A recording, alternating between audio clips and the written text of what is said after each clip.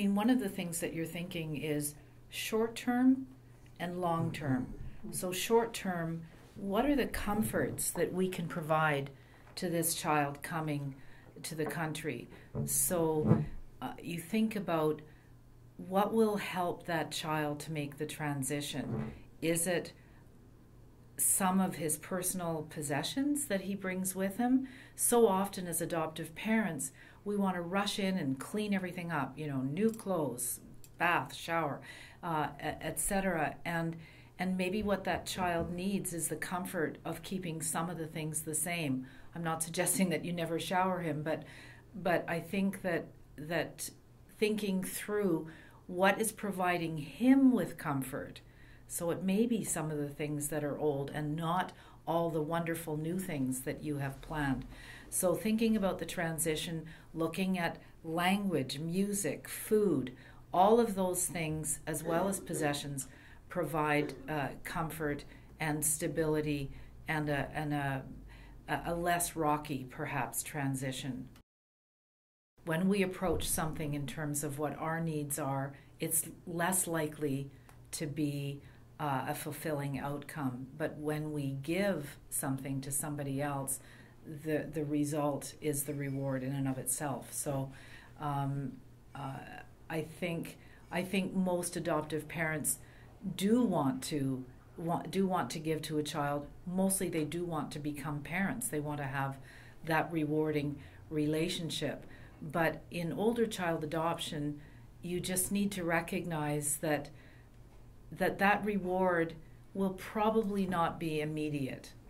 That is something that you're going to build over a period of weeks, months, perhaps years.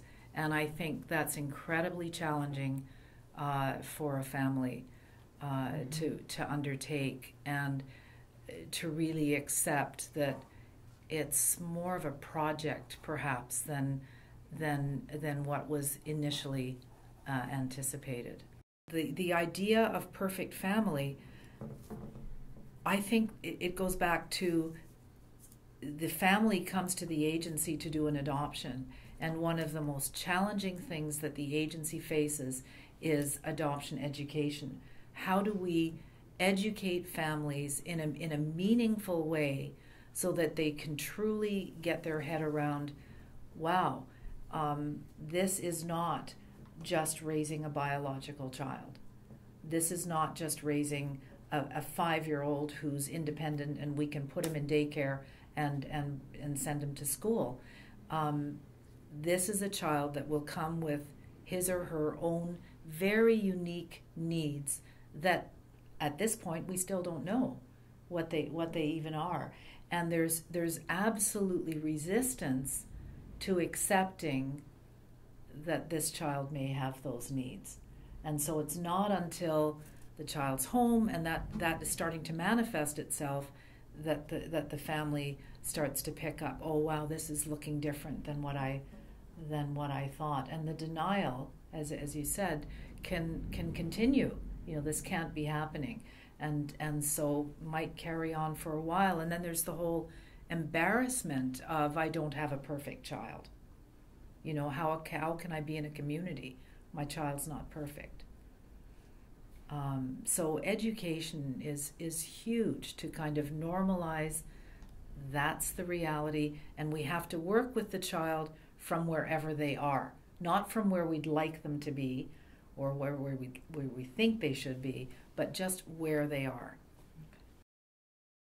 Your average parent simply doesn't have the background, the confidence, the training to enter into an area that is scary for them, and so I think if something like sexual abuse is suspected because of the kind of acting out that the child is doing, then I think it's really important to involve professionals who do have that comfort level and who can provide the insight and the guidance and the structure and so on for that child to be supported and for the family to be supported to deal with it. Because the reality is, what we know of sexual abuse is if we don't address if we don't address it, it will